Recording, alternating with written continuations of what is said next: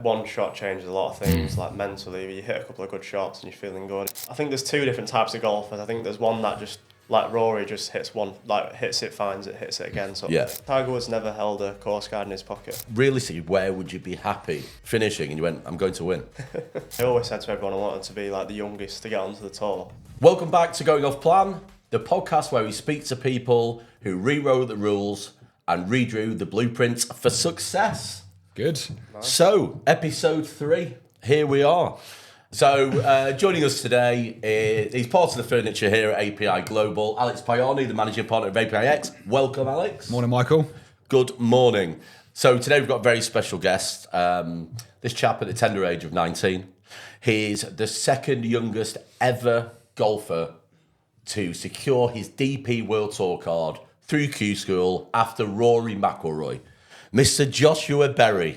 Cheers, guys. Thanks for having me. Welcome to the podcast. Morning, Josh. Thank you. JB. Yeah. Beza, as he's better known. Welcome, mate. Absolutely delighted to have you on board. Josh is an ambassador of APIX. We're very happy to have him flying the APIX flag, aren't we, Alex? We are indeed, yes. You're over in Dubai. Yeah. Tell us a little bit about that. What you're doing over here, and what's the plan? Yeah, so I'm here. Yeah, I like to come here, like at Christmas time, December, and when the weather's back home, come here and sort of try and base myself here. And well, it's Q1, isn't it? Q1 is the Middle East golf calendar, isn't it? I think everyone just comes here for golf. Yeah. It's the place to be. Well, yeah. When you arrive here and you see all the golf clubs coming off the carousel, you know. Well, yeah, exactly. Yeah, agreed. Exactly. So basically, anybody who's anyone in the golf world is in the Middle East. Well, in UAE right now, basically, right? Yeah. So what's your plan? It's obviously a Desert Classic. You've got Ras Al Khaimah next week, Qatar. I think Bahrain, then Qatar. That's the circuit, yeah. So where will we be seeing you, and where will Alex and I be supporting you? Yeah, so you'll probably be seeing me at Montgomery Golf Club for the weekend. I'll be practicing there a lot, and then next week will be Ras Al Khaimah. So. Nice. Very nice. We'll be sure to get up there and support you. Yeah, 100%. In terms of, how does it work in terms of qualifying for these events? Yeah, so for me, I went to qualifying school. It was in Spain, and it's 3 stages, but this year, so in November last year, I only had to do 2 stages, which was a lot better than the year before when I did 3. So right, okay. Yeah, so I did 2 stages, and you've got to finish in the top 20 in the final stage to get your DP card. Got you. So I finished 10th. So the first time you get the card, you've got to do 3 stages. Yeah. And then if you go back and re-qualify, you only do the 2. Yeah, that's right. Much, yeah. Okay, so we had a round last year, didn't we, after you just qualified? And what did you think of my swing? Yeah, it was pretty good. Yeah, thanks, mate. Yeah, I suppose you've got to say that, really. You've not seen his yet. He comes from a higher position, which I think benefits, doesn't it? Yeah, I mean, it works for me. Yeah. But, I mean, compared to you, I'm very happy with my swing. So Yeah. I mean, we just need to work on the physique, but we'll get there, won't we? Okay, I think it's really interesting for the listeners just to understand Q School. So basically, 19 years old, Josh. Where are you from? Where are you from in the UK? From South Yorkshire, Doncaster. Right, Donny. Up to Donny. Yeah. Fantastic. Salt of the earth, mate. Proper. I'm a Prestonian, mate. So where are you from, P? Family's from Yorkshire.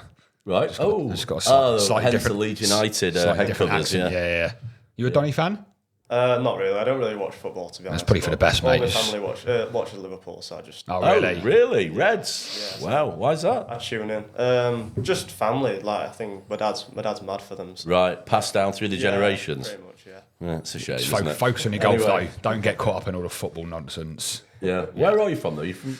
I'm from down south, mate. Yeah, you're Actually. from Brighton. We'll leave. Yeah. No, I'm not Okay, from Brighton, actually. No? No. Whereabouts? Near Cambridge. Near Cambridge. Yeah, Newmarket. Near... Newmarket. Newmarket. Yeah, of all places. There we go. Nice one, chap. Exactly. Big for the horses. Okay, so you're over here. Ras Al Khaimah next week. Yeah. And then after that, Qatar. Bahrain, then Qatar. Bahrain, Qatar. Well, we'll probably be. I think we're planning on being at all of those, aren't we? I think, yeah, We're definitely. doing a little definitely. mini Middle East tour following the golf for Q1. I think it's a good opportunity. I actually like what they've done in terms of bringing all of the golf to this part of the world for the first quarter. It's nice to follow the sun around. Yeah, it helps start the year in a more healthy way as well. Yeah, agreed. Just relaxed outdoors, all that sort of stuff. Well, and so then it comes full circle, doesn't it, as well? Because then obviously you've got the 2 events you've at the got back end of the Crazy year. Town at the end of the year. Yeah, exactly. Very good, very good. So tell us a little bit about Q School. And, you're 19 years old.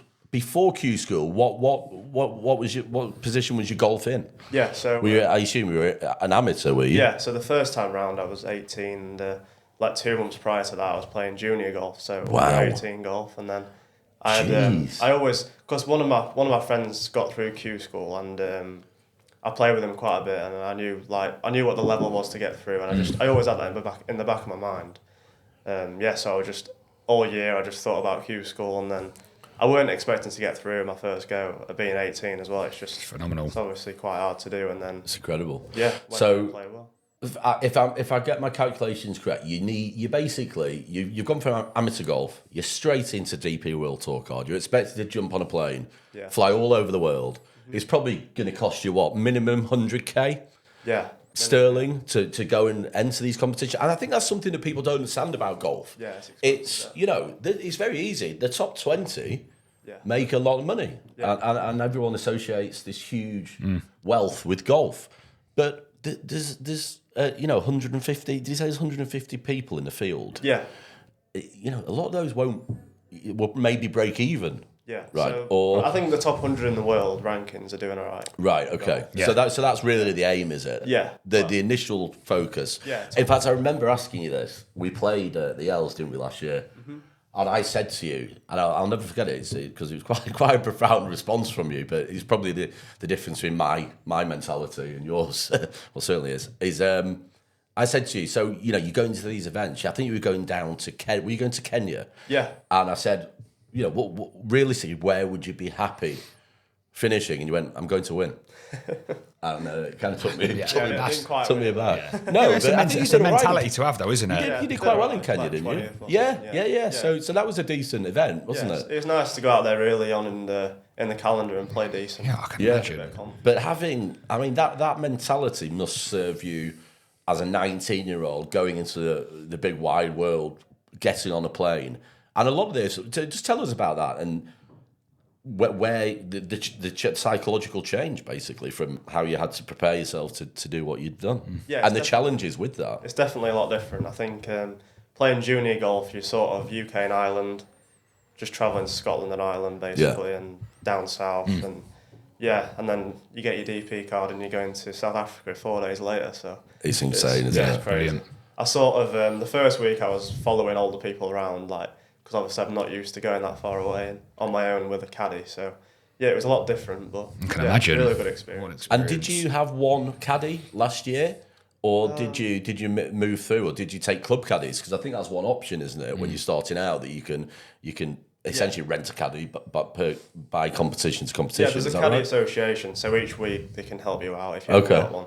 But for the majority of the year, I had one caddy. Yeah. And who's that? It's called George. Is that a friend of yours? Yeah, he's got through Q School with me twice. Oh, nice. Yeah, all right, yeah. So is he on the tour? Is he playing? No, he plays off +4. He plays for Yorkshire. So he's handy. Yeah, he's decent. Yeah. Reminds me of a young Alex Paioni, though. It's important to have your friend as a caddy, when you just sign, because obviously, after you play golf, there's a lot of time there, so it's good to have someone you know. Yeah, for sure. Because again, going back to when we played, it was. I think you said your dad comes out with you sometimes, family sometimes. But you've got to travel essentially, just you and your mate really on some of them. Yeah. So going into this year, then, how have you? How I guess, what did you learn last year? You must have learned huge lessons. Definitely. I think the level's a lot higher than people think. I think obviously you're playing against some of the best players in the world, so it was good to see that level last year and then realise what I need to get to be able to compete with them. Yeah. I think that's the main learn from it. Talk us through Abu Dhabi. I think I'd just woken up and you were halfway through your round, and was it the final day? And I'm not trying to bring negative things into it, but I think it's important to understand the psychology of. I think you were on the turn. Yeah. On day 4, weren't you? Were you in the lead or close to? I was up you there. were up there. Yeah. And then, so talk us through that. You've got 9 holes to play, 9 or 10 holes to play. You're 4 days in, 3.5 days in. How does, dropping a shot? Yeah, it's massive, yeah. Yeah, how does that affect you? And kind of how do you adjust? Yeah. Well, tell people kind of what happened from your perspective, and then how do you make sure that try and make sure that doesn't happen going forward? I think golf's golf's a massive game of like momentum. So Sure. like one shot changes a lot of things. Like mentally, you hit a couple of good shots and you're feeling good, or you make a bogey and it sort of sets you back a little bit. But that's where like the mindset comes in of just trying to play one shot at a time and hitting every shot to the best of your ability, really. Yeah. And forgetting a previous shot, right? Yeah. And do you have do you have a sports psychologist you talk to? No, I've spoke to a couple in the past. I was playing for England for quite a few years and they've got one there, so I've spoke to them quite a bit. But you know, for what it's worth, I think I think you seem like a very level-headed person. I think quite relaxed, quite quite measured in your approach. But I mean, it just shows, doesn't it? When you're going from an amateur golfer to this big stage, and it must be the psychology of it must have a huge potential impact. Yeah, definitely. On performance. It's like when you first start going to school and like you don't know anyone there and it's sort of a different environment. Like secondary school, you go to secondary school for the first time and you obviously don't know many people. It's that kind of thing. Yeah, that's quite an interesting analogy. That's the only way I can describe it. But obviously, like it's just a golf course, and when I'm playing golf, I feel comfortable. It's just like when you go into the players' lounge and you don't really know anyone there. It's a different environment. Of course it is, and it's massive pressure. Isn't it? Yeah, sort of is, but it adds maybe it's not pressure, but it adds another dimension of worry or concern or something else, right? Doesn't it? But at the end of the day, you're just playing a golf course, aren't you? Yeah. Do you find now, obviously, that you're developing and maturing as a golfer, you're spending more time around golfers in the circuit, that it's starting to feel like the norm? I guess when you first started out and you're seeing XYZ person, maybe you've watched on TV for years, you're still starstruck, I guess, to an extent. But does it just feel quite normal playing these events, seeing these people, and therefore you're probably in a position to control the emotions a little bit more when you are in a position that you can kick on a little bit in a tournament? Yeah, it's cool. I got a really good taster for it sort of 2 years ago at the Czech Masters. I got an invite there, and you could see like Ludwig Aberg and Luke Donald on the range, and that was sort of when it was a little bit like, oh wow, they are really good. And then, but I was an amateur at the time, and then I went to Q school a couple of months after that, and it's great to be able to see them in person. I can imagine, yeah. But I played a lot of golf last year. I played 37 tournaments, so wow. Yeah, I've sort of warmed into it a little bit, just trying to focus on my own game now. And sure. Brilliant. Well, I suppose it comes with experience, doesn't it? Of course. Yeah. So let's go back a step then. Let's talk about a young Josh Berry. How did you get into golf? Well, to talk us through when you first picked up a golf club and what made you realise, this is something I really want to do and this is something I believe, and also going on to at what point did you believe you can make a career out of this? Yeah. So I first started playing golf. So I used to play football for starters. Okay, what position? Striker. Until Easy, son. Easy. So I was a striker until offsides came in, and then realised I was offside every time. That's great. So you retired dead and there in the spot, Yeah. Okay. Retired at the top of the game. I like that, yeah. Yeah, it's a well-trodden path. Go on, sorry. Yeah, so retired at 12. That's amazing. And then played golf with my football mates, and I was always really competitive. I get that. So were you one of the kids at school who was always good at all sports? Yeah, kind of. Yeah. I mean, if you're picking golf up, had you ever really swung a club prior to 12? Yeah, so I played it like on and off. I'd go to the driving range. Okay, so you had a bit of the kind of the technique already, but you kicked on from 12. Is 12 old to pick a club up? Or is that... I guess most pro golfers, not, do you think they've... I wouldn't say I picked a club up then. That was when I was sort of competing. Right, okay. Oh, right, okay. So you okay. So it's... Because I think Tiger Woods, there's videos of him at 3 years old. He can start walking, he's a swinging a club, isn't he? Yeah, which is obviously just a natural passion. But that can't be the same for everyone, right? No. Yeah, definitely. I think most golfers do start young. I think Ian Poulter started at 17 or 18. Really? Oh, wow, okay. I think Faldo as well started quite late. So. Really? Yeah. That's interesting, isn't it? It doesn't really matter. Yeah. So go on. So you're 12 years old. You're starting to compete now at what, county level or? Yeah. So I first started playing against my football mates, and then got really competitive from that, and then realised that I like golf more than football. Yeah. I think No offside in golf, is it? Yeah, that's it. Just a lot of other technical things. Yeah. And then realised, well, when I was younger, I was quite big for my age, as in like size-wise, so I was hitting it further than most people. And I was decent for my age. And then when you get older, everyone catches up to you, and then you've got to get better. But playing for Yorkshire and playing for England, I weren't the best player in the team, so I was always competing against better players, which is always... Yeah, I suppose that's a positive in some ways, isn't and it? even now agreed. I'm playing against people that are better, so I think that's one of the main things to get, like, in golf, you want to be playing against people that are better than you to improve your own game. Yeah.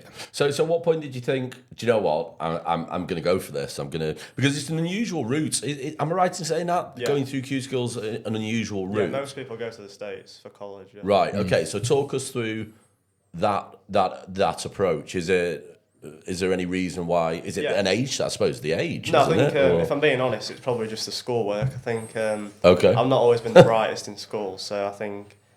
So you've actually got to go when you go to the States, to the universities. You've got to the major. You've got to have a major, right? Yeah, you've got to. Which is a subject. You've got to do like maths and English and. Okay. Yeah, and obviously I practice a lot, and they don't get to the golf course until 12 every day. So. Yeah. Okay. Yeah, so I always thought them extra 4 hours I'm gaining every day. Yeah. So you went. It's almost like when you leave high school, rather than go to college, you go straight to an apprenticeship, something like that, right? Yeah, I'm showing my age there, but okay, cool.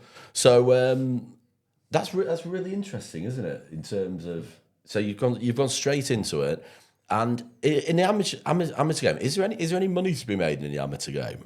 No, not really. You can get sponsorship that'll help you with your golf, but no, you can't really win money. I think the most you can win is probably £500, but I think most of them are like golf vouchers for the shops, for the pro shops, so not for your bank account. So at what point did you think, I've got this, I don't want to go to university in the US, I don't want to do the academic side, but I do feel I've got the talent to take it all the way. At what age were you when you thought, I'm going to get online, I'm going to look at Q School, I'm going to talk to I'm going to get a manager in place, I'm going to get an agent, you know what? Well, when I was in school, I always said to everyone I wanted to be like the youngest to get onto the tour, and that's all. And then Rory came along. Yeah, I always wanted to be on tour young, and then as soon as I left school at 16, I always play golf every day, but then when I finished school at 16, it was just full-time golf, and then I saw a couple of people get through Q School, and I said to my dad, that's what I want to do. And then instead of going to college for 4 years, I wanted to have 4 goes at Q School. Yeah, nice. Yeah. Nice. Then, it's a really interesting approach. Played well in it, so. So talk us through, you talked about all the practice and the hard work, the blood, sweat and tears, if I will, that you put in.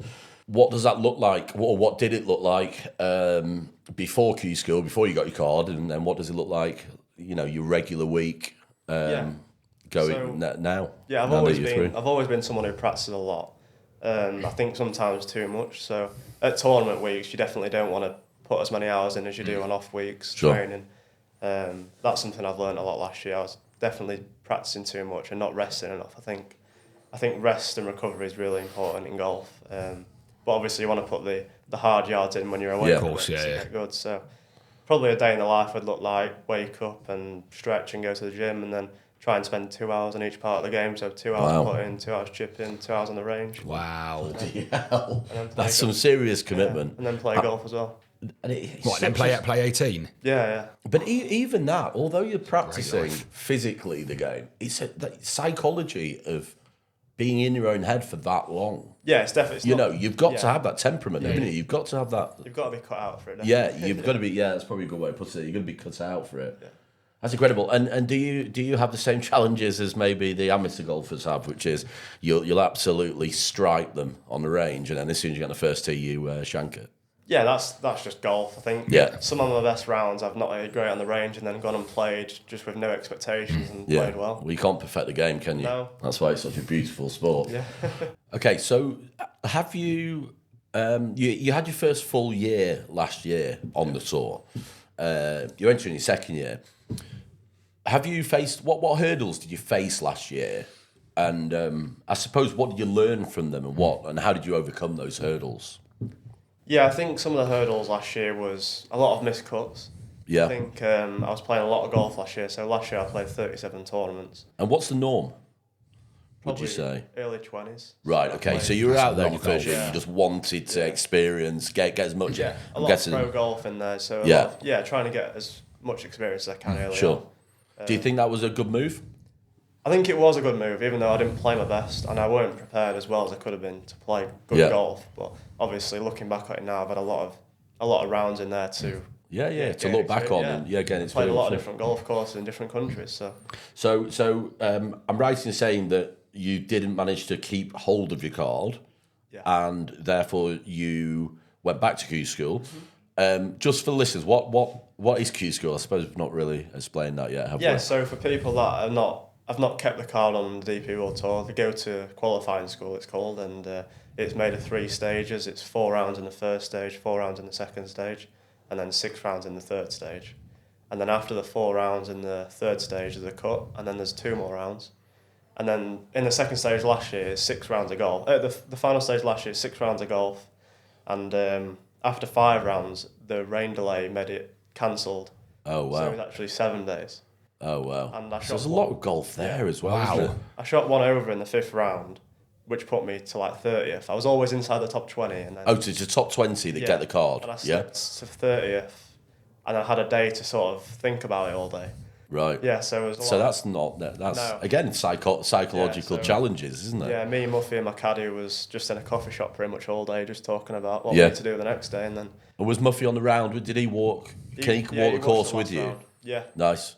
Well, he's a very positive man, isn't he, Muffy? Yeah. So I think he'd had a lot of value there. Yeah, it's good. So you got through back-to-back Q schools, which is an achievement in itself. You know, it really is. And to be honest, Josh, like to come onto the DP World Tour at 19 years old from being an amateur the year before is a major challenge for anybody, right? Yeah, definitely. So the experience that you've learned, what you've learned over the past that first year is got to put you in a much better position for this year, right? Yeah. Tell us how are you approaching this year differently? Yeah. To your first year on the tour. Yeah, so I'd say one of the main things that I'm going to do differently this year is play less golf and focus on the DP rather than playing Challenge Tour as well.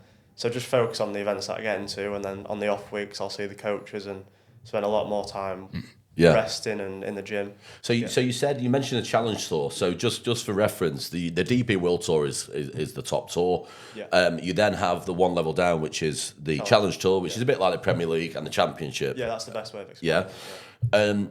So what defines how many DP World Tour events you can participate in versus Challenge Tour? Yeah, so everyone gets a category on the DP World Tour, and there's only 150 players that can play in each week. So say if Rory and Rahm wants to play in, then it's going to be a lot harder to get in. Sure. Cool. So I'll have to play sort of like the lower down events and try and make the most of them. And how does some people say the Championship is the hardest league in football to get out of, right? Is that reflective in golf? Is the Challenge Tour more difficult potentially to win than the DP World, or you can't really it doesn't translate across the I don't golf? think it translates as well as football, but I would say DP is harder than Challenge Tour. Okay. That I've found so far, but they're both really hard, and you've got to play good golf to get rewarded. Yeah, sure. From playing obviously Challenge and NDP, I guess there's pretty clearly a noticeable step up in like the standard of golf. Yeah. But I don't like the particular aspects of that jump that you've noticed. Obviously, still being quite a young golfer in their career, but going from Challenge to DP, what I guess the sort of couple of factors that you think, wow, okay, this is like a new level of golf now. Yeah, I would say one of the biggest factors is probably just the different types of golf courses you play. They're probably a little bit harder. Sure. Like as you see down the road with Emirates, the rough's really thick. Yeah. And fairways are tight and Yeah, the greens are okay. firm. So sort of Challenge Tour, you don't really get that as much. You do a couple of times, but most of the time the scoring's pretty low. And then on DP, the scoring's sort of 10 to 15 under wins most weeks. So Yeah. So it's set up hard. it's interesting. We're talking about golf courses. So what type of? There's obviously very different types of courses around the world. You know. Yeah. In Asia, there's much more foliage. It's a different type of rough. Weather obviously has an impact. It's much more humid. The ball flight's different. Yeah. The ball comes off the turf different. You know, in Africa, again, different. It's different again in Africa, Middle East. The ball flies further. It's a much. The courses are much more manufactured. You could say that, and then you've kind of got the Parkland courses and links in the UK. What would you say your experience is, and what does your golf lend itself best to? Yeah, I'd say it all comes in preparation. Like the Monday, Tuesday, Wednesday, you get there, you're hitting all different types of shots off the grass, and you're spending a lot of times on the things that are different. So, say if the greens are grainy, you're spending a lot of time on reading the greens and the pace, and then maybe the bunker, the sand's a lot different, or maybe you're playing at altitude and the ball's going miles. Like next week, I think, if I'm not in Ras Al Khaimah, it's South Africa, and it goes 10% further there. So there's a big calculation that my caddy will make for me there. So because I remember seeing, did you see that interview with Phil Mickelson when he's talking about ball spin? Yeah. And he's talking about he's so good at the sport that he can manipulate a golf ball. And just all the little tiny details and margins that he applies to that golf ball. It's such a data-driven sport nowadays, isn't it? And like the top pros have these guys with them full time because, as you mentioned, if you're traveling the world so frequently, you have to have these small nuances like locked down to make sure that you're performing from Thursday onwards. I'm sure a lot of the guys are doing this weekend. Do you believe in the data side of it, or are you more of a rugged, let's get out there, hit the ball, get the ball in the hole in as few shots as possible? Yeah, I think there's two different types of golfers. I think there's one that just goes and plays golf, and like Rory just hits one, like hits it, finds it, hits it again, sort of thing. Whereas Matt Fitzpatrick is quite famous. He's got his book, isn't he? I think like you've got it every shot. Tiger Woods never held a course guide in his pocket. Really? Yeah. Wow. He's the best golfer of all time. Wow, that's incredible, isn't it? That just shows. Not just the best golfer either.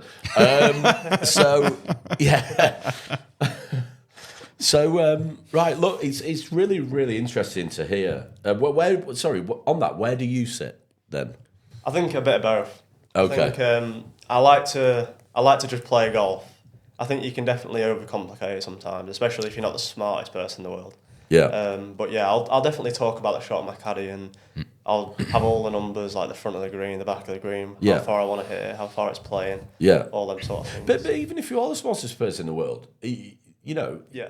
the best golfer in the world, as you said, never carried a course guide. Yeah, so really smart. You've still got to execute what your science, haven't you, on the golf course? So well, you've got a bit of both, and you've got your caddy there for a reason. Yeah, it's their job to sort of deliver what you're then going to execute in terms of the shot itself. So and just on the caddy, actually, how much of you've probably got to be careful what you say, but how much or generally in golf, how much does the caddy influence your shot?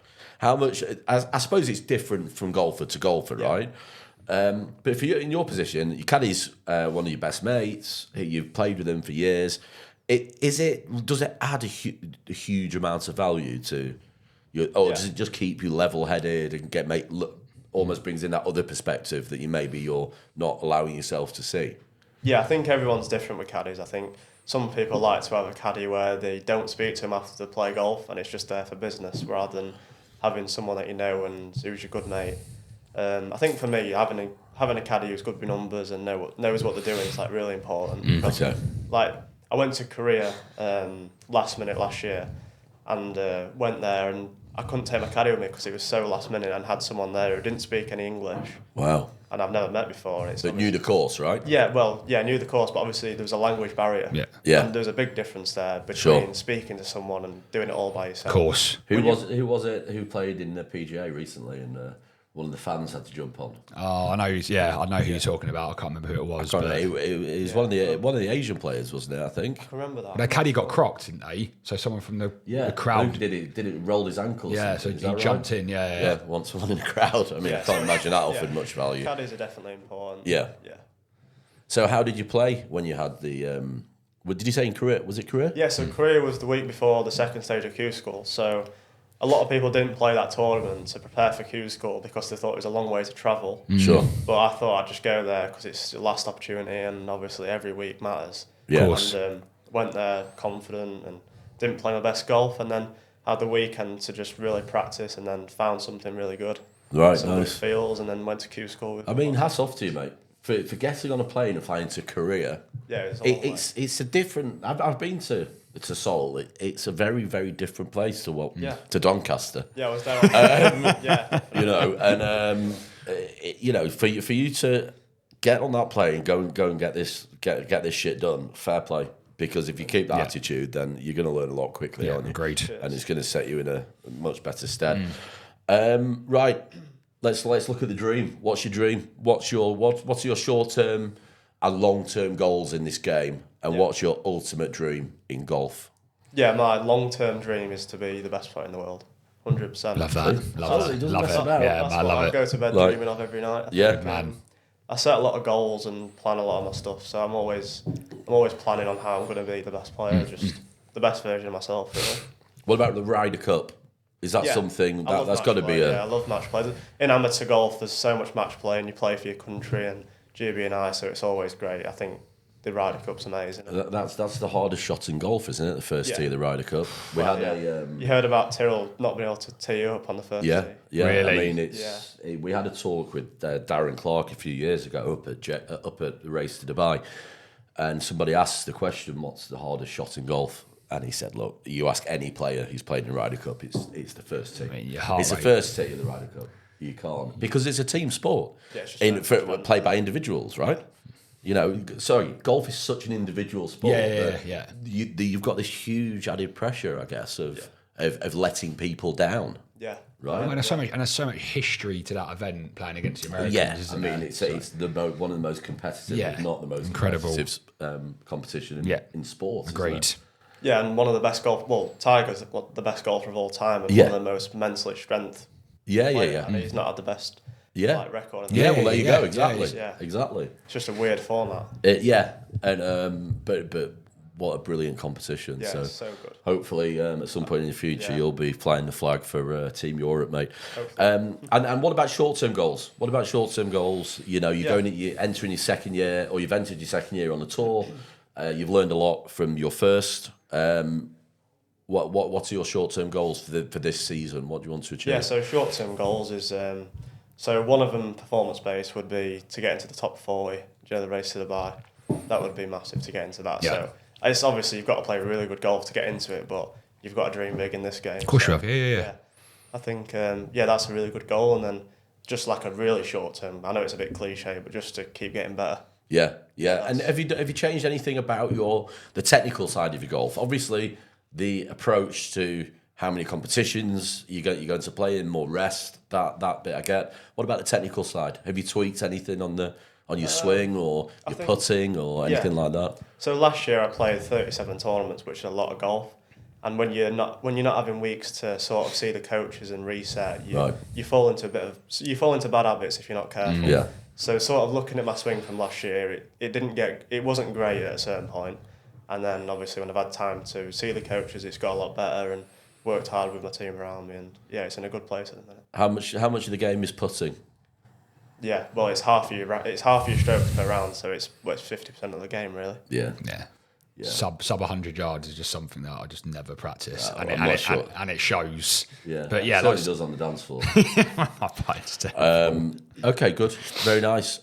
Any advice? What advice? I mean, you're still a young golfer yourself, but anyone coming through early teens, picking that golf club up at 12, what would be your kind of piece of advice or bits of advice that you would give to a young aspirational golfer? I think if I was going to give advice to someone younger, it would be to always play against people that are better than you. So always picking a game with someone who's better than you and learning from them.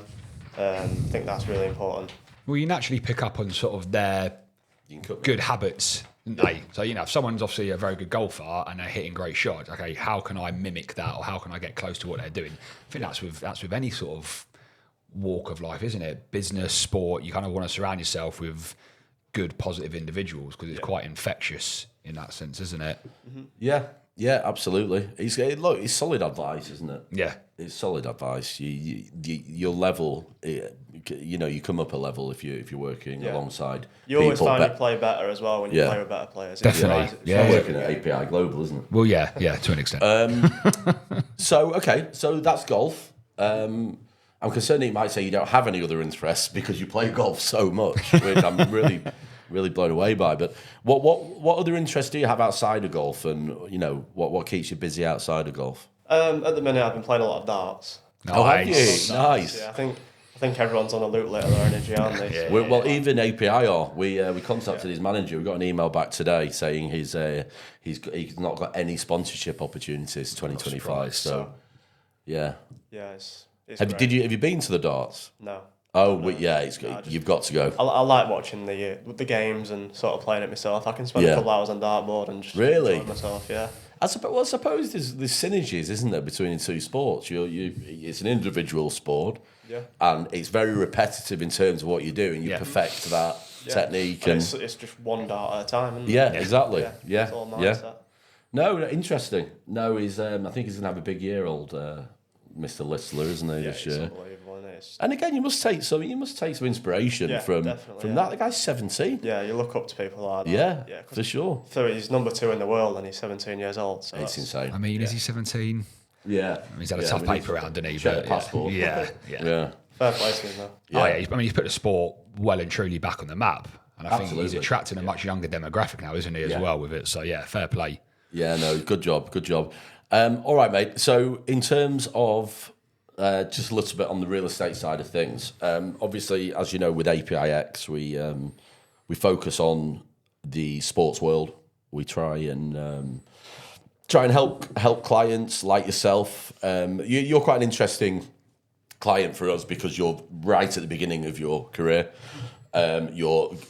The plan is for you to improve your game, start earning some really interesting money, but who knows how long that career lasts. I think with golf, actually, it's quite you can. There is longevity to it. There's longevity if you're smart with your career. I think at the same time. There's longevity. Waring has just won a Rolex series event at 37 years old, I think. So I think it's probably a little bit different. But with APIX, we work with athletes, with people in the sports world, trying to secure your financial future, build that nest egg, build passive income, something that you can fall back on. You are, I understand, in legals with the first investment, with API being Sky Gardens in Manchester. I know it's very early in the process, but just tell us your kind of experience with that and what was interesting about Sky Gardens for you as an investment. Yeah, so API is great. Obviously, it's got a very good track record, and having a designated account manager makes it definitely hassle-free when you're playing golf, and having someone to look after it for you is great. Well, I think that's the point, isn't it, of what we're trying to do, is, certainly on the APIX side, is we appreciate that you guys are busy. You're very focused on, you're not necessarily focused on real estate, you're focused on your job, which is golf. Of course. And your understanding of real estate might not be at that level. So for us to be able to come in and help you build that passive income nest egg, it's really important for us to be able to do that and give good advice. Because in the industry you're in the sports world, there's a lot of vultures that circle.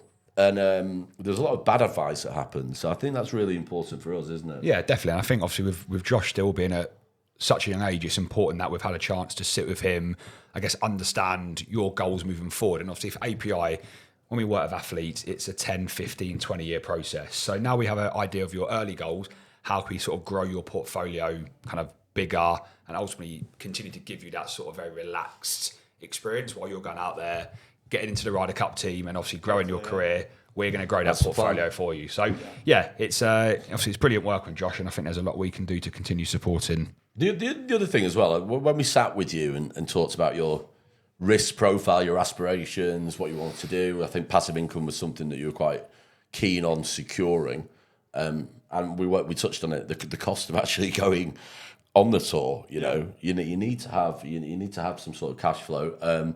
So we settled on Sky Gardens in Manchester, and I guess the interesting thing there is the yield. Yeah. And also the fact, obviously, it helps that we managed to secure that investment out of administration, and we could sell it to you at below market value, which means it has a positive impact on the yield, but also you're buying in some capital appreciation straight away. So, look, it's a first of many. We obviously need to build. We're looking at a medium to long term wealth generation for you. And look, I guess that concludes where we're at today. Look, it's been great to have you on. Really, really interesting. Yeah, agreed. We've covered some bits that we, I didn't know about the golfing world, and I'm guessing the listeners didn't either. So, Josh, Beza, honestly, massive hat off to you for everything you've done. You've done more in 12 months than most people ever do in their lifetime. Yeah. Well done, and best of luck for this season, and we look forward to continuing to grow the relationship. Cheers, guys. Cheers, Josh. Thanks, Alex. So if anyone wants to follow Josh, where can they find you on socials? Yeah, so it's Joshua Berry Golf. I think if you type that in, it should come straight up. So good. Start my journey, and hopefully you can all come and support. Perfect. Great. So anyone who wants to follow Josh, keep track of his second season on the DP World Tour, type in his name, Joshua Berry Golf, and give him the support. Thank you.